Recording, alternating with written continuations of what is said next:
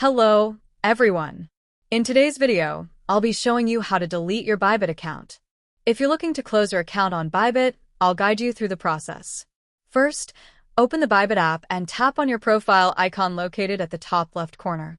Then, tap the J icon at the top right to access your settings. In the Settings menu, select Security.